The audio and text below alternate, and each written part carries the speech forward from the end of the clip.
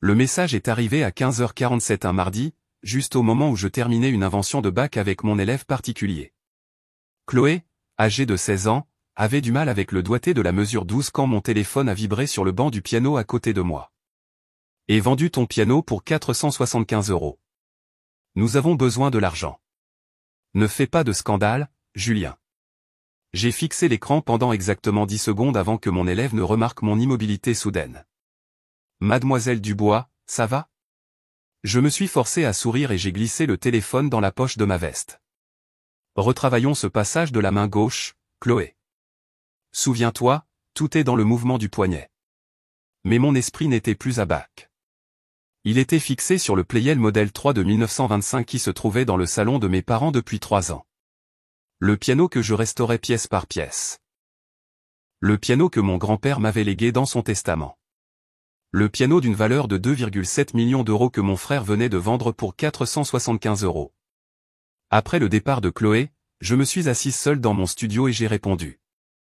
Je comprends. La réponse de Julien fut immédiate. Enfin raisonnable. Maman et papa sont soulagés. J'ai failli rire. Raisonnable? Si seulement ils savaient à quoi ressemblait vraiment quelqu'un de raisonnable. 27 minutes plus tard, mon téléphone a sonné. Numéro inconnu avec un indicatif de Paris. Allô, est-ce bien Éléonore Dubois? La voix était cultivée, enthousiaste. Je m'appelle Charles Moreau de Moreau et Associés, Beaux-Arts. Je crois que je viens d'acheter un piano qui vous appartient. Mon cœur s'est mis à battre plus vite. Quel genre de piano? Un Pleyel modèle 3 de 1925. Numéro de série 241 847. Le monsieur qui me l'a vendu a mentionné qu'il appartenait à sa sœur, mais quand je l'ai ramené à mon atelier. Il a fait une pause, et je pouvais l'entendre bouger. Mademoiselle Dubois, êtes-vous consciente de ce que vous avez là? Dites-moi. Ce n'est pas n'importe quel Pleyel. C'est l'un des modèles expérimentaux de l'âge d'or de Pleyel. La table d'harmonie est en épicéa de Sitka d'origine. La mécanique est complètement intacte. Dans le boîtier. Une autre pause. Mademoiselle Dubois, ce piano a appartenu à Alfred Cortot de 1926 à 1943. J'ai trouvé les papiers d'authentification cachés dans le banc. La pièce s'est mise à tourner légèrement. Qu'avez-vous dit? Alfred Cortot, l'un des plus grands pianistes de tous les temps. Il a possédé ce piano pendant certaines de ses sessions d'enregistrement les plus célèbres. Il n'existe que 3 de ces Pleyel expérimentaux connus, et c'est le seul entre des mains privées. J'ai fermé les yeux. Mon grand-père n'avait jamais mentionné Cortot. Il m'avait seulement dit que c'était un bon piano avec une histoire. Mes grands-pères avaient toujours été modestes quant à ses possessions. Il avait grandi pendant la crise de 1929, une époque où parler de choses de valeur faisait de vous une cible. Monsieur Moreau, combien vaut un piano comme celui-ci? De manière conservatrice, 2,7 millions d'euros aux enchères, peut-être plus. Mademoiselle Dubois, votre frère m'a vendu un instrument de qualité musée pour 475 €. Je me suis penché en arrière sur ma chaise, fixant le plafond de mon modeste studio. L'ironie de la situation ne m'a pas échappé. J'étais assise dans une petite pièce avec des meubles d'occasion et un tapis usé, pendant que ma famille pensait que j'étais trop pauvre pour posséder quoi que ce soit de valeur. Monsieur Moreau, puis-je vous demander quelque chose? Bien sûr. Êtes-vous quelqu'un de bien? Il a gloussé, confus. J'aime à le croire. Pourquoi? Parce que je suis sur le point de vous dire quelque chose qui pourrait changer votre opinion sur votre achat. J'ai passé les 10 minutes suivantes à expliquer la situation, le testament de mon grand-père, les problèmes financiers de mon frère, la supposition de mes parents que je n'étais qu'une professeure de piano en difficulté qui ne pouvait pas se permettre d'entretenir un instrument coûteux. Ce que je n'ai pas dit à Monsieur Moreau, c'est que je n'étais pas du tout en difficulté. Éléonore Dubois, la professeure de piano, n'était que ma façade publique.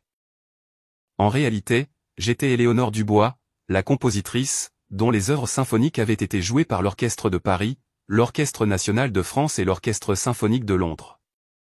Ma dernière commande m'avait rapporté plus d'argent que mon frère n'en gagnait en 3 ans à son poste de vendeur. Le modeste studio était un choix délibéré. J'avais appris tôt dans ma carrière que le succès dans la musique classique mettait les gens mal à l'aise. Quand j'avais dit à ma famille que l'Orchestre philharmonique de Vienne m'avait commandé une pièce, ma mère m'avait demandé si j'allais enfin trouver un vrai travail, avec des avantages sociaux. Quand j'avais mentionné un voyage à Londres pour une première, mon père m'avait suggéré de chercher plutôt un poste d'enseignante au conservatoire municipal local. Alors, j'avais arrêté de parler de mon vrai travail. Je l'ai laissé penser que j'étais Éléonore, la professeure de piano qui joignait à peine les deux bouts, plutôt qu'Éléonore, la compositrice qui possédait un appartement terrasse à Paris et une maison sur la Côte d'Azur. C'était plus facile que de devoir constamment défendre mes choix face à des gens qui ne pouvaient pas comprendre que le succès artistique ne ressemblait pas toujours à leur version de la stabilité traditionnelle. Monsieur Moreau, ai-je finalement dit, j'ai une proposition à vous faire. Je vous écoute. Gardez le piano, mais je veux que vous fassiez quelque chose pour moi d'abord. Après avoir terminé notre conversation, je me suis assise dans le calme de mon studio, entouré des partitions de ma dernière symphonie, une pièce que l'Orchestre national de Lyon m'avait commandée pour sa saison 2024. La commande seule valait plus que la maison de mes parents. Mais ils ne le savaient pas. Ils pensaient que je donnais des leçons de piano à des enfants pour 25 € de l'heure. J'ai sorti mon téléphone et appelé mon assistante, Marine. Éléonore, comment s'est passée la leçon avec Chloé? Marine, j'ai besoin que tu me prépares quelques documents, des relevés financiers, des résumés de portefeuille et les papiers d'authentification du piano de grand-père. Est-ce que tout va bien? Ma famille vient de vendre un piano de 2,7 millions d'euros pour 475 €. Il y eut une longue pause. Dois-je appeler les avocats? Pas encore. D'abord, je vais leur donner une chance de comprendre ce qu'ils ont fait.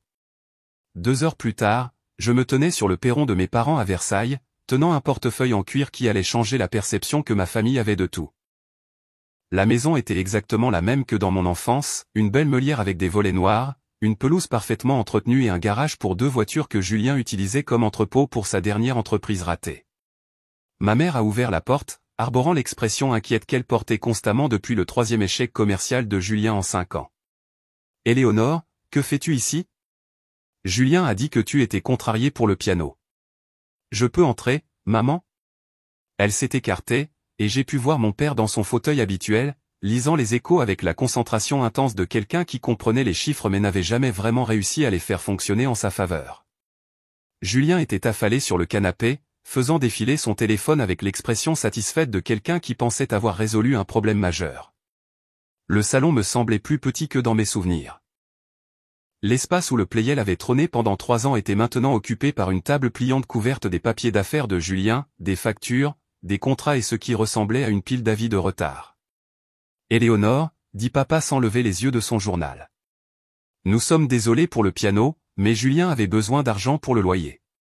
On ne pouvait pas le laisser se faire expulser à nouveau. »« Ce n'est pas grave, papa. » Julien leva les yeux de son téléphone, et je pus voir le soulagement sur son visage. « Tu vois? Je t'avais dit qu'elle comprendrait. Il prenait la poussière de toute façon. Personne n'en jouait jamais. Ça m'a fait plus mal que ça n'aurait dû. J'avais joué de ce piano chaque fois que je venais, généralement tard le soir quand le reste de la famille dormait.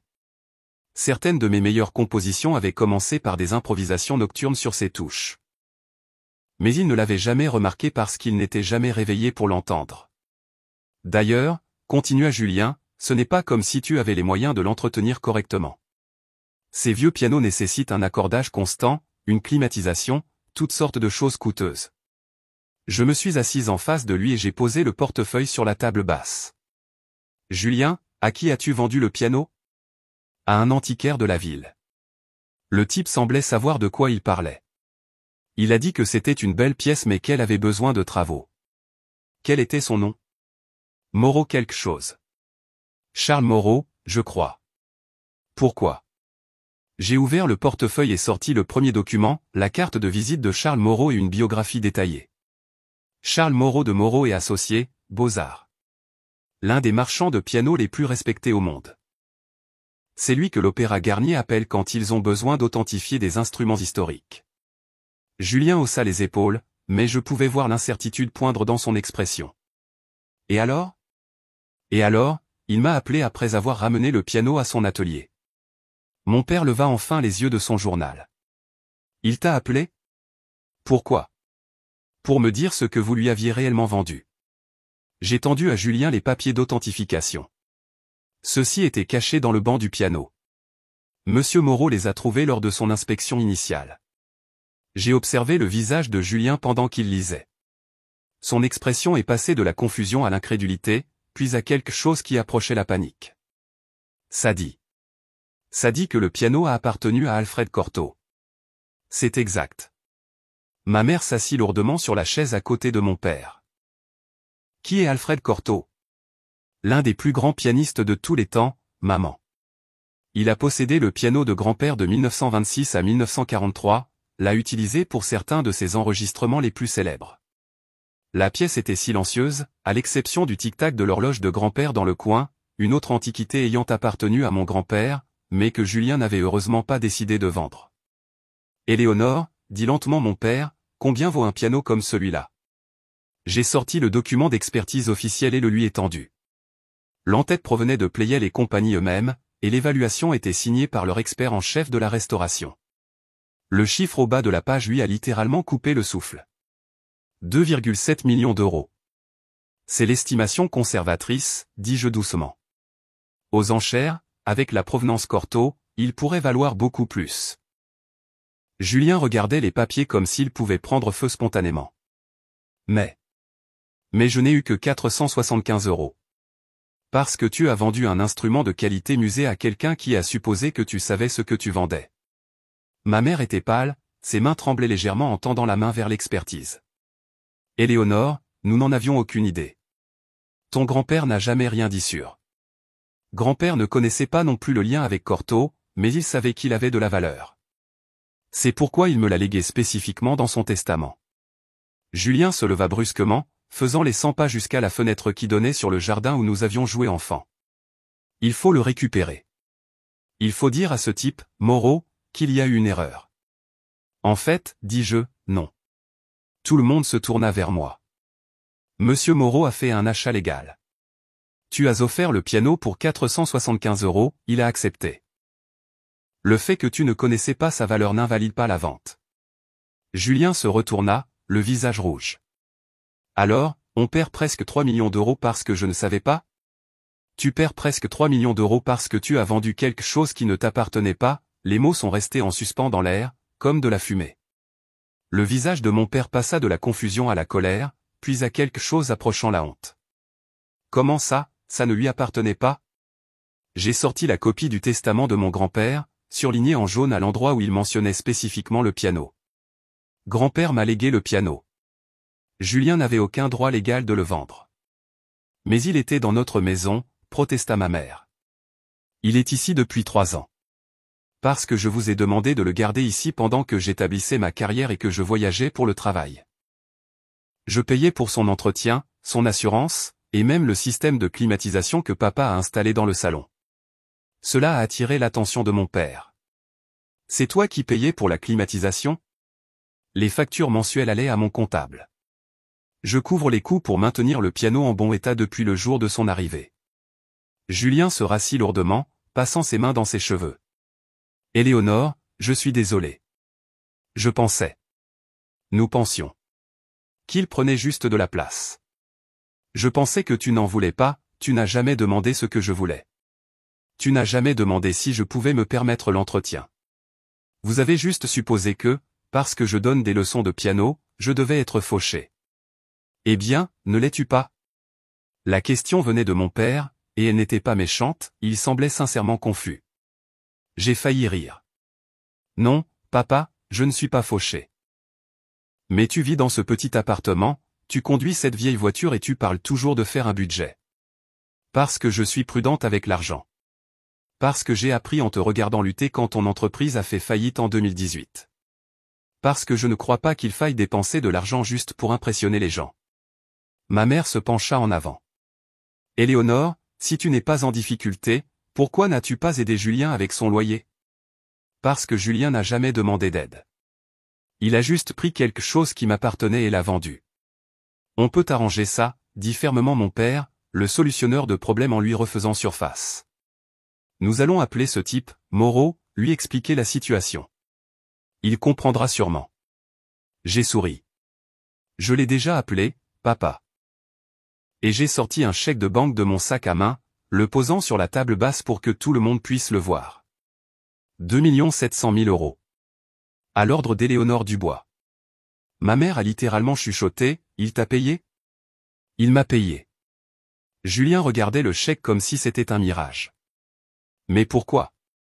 Il l'avait déjà acheté pour 475 €. Parce que c'est un marchand honnête qui ne profite pas des erreurs des autres. Et parce que je lui ai fait une offre différente. Quel genre d'offre? Demanda mon père. J'ai sorti le dernier document du portefeuille, un contrat entre Moreau et Associés et la Fondation Éléonore Dubois. Je lui ai vendu le piano pour sa pleine valeur estimée, avec des conditions. Il doit l'exposer dans sa salle d'exposition avec une plaque expliquant son histoire. Les étudiants en musique peuvent réserver du temps pour en jouer. Il reste accessible au public. Pourquoi ferais-tu ça? Demanda Julien. Parce que grand-père aurait voulu qu'il soit entendu, pas enfermé dans la collection privée de quelqu'un. Et parce que, j'ai fait une pause, regardant chacun de leurs visages, parce que je n'ai pas vraiment besoin de l'argent. Le silence qui suivit fut profond. Que veux-tu dire? Demanda ma mère avec précaution. J'ai pris mon téléphone et ouvert mon application bancaire, tournant l'écran pour qu'ils puissent tous voir le solde. Le chiffre a littéralement fait suffoquer Julien. 4 millions d'euros.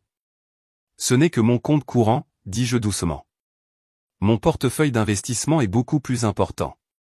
Mon père posa complètement son journal, me regardant comme si j'étais une étrangère. Éléonore, comment est-ce possible? Je suis compositrice, papa. J'écris de la musique symphonique. L'Orchestre de Paris a joué ma 3e symphonie la saison dernière. L'Orchestre national de Lyon a commandé ma 4e. J'ai des contrats avec des orchestres à Paris, Londres, Vienne et Berlin. Julien retrouva sa voix. Mais tu es professeur de piano. J'enseigne le piano parce que j'aime enseigner, mais ce n'est pas comme ça que je gagne ma vie. Combien? Commença ma mère, puis elle s'arrêta. Combien je gagne? L'année dernière, mes commandes ont totalisé 1,7 million d'euros. Sans compter les droits d'auteur des enregistrements ou les cachets de performance. La pièce fut de nouveau silencieuse. Mon père fixait le chèque sur la table basse.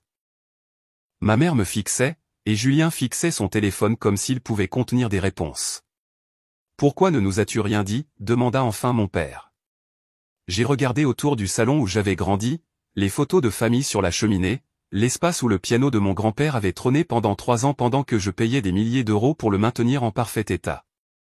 Parce que chaque fois que j'essayais de parler de mon travail, vous demandiez quand j'allais trouver un vrai travail.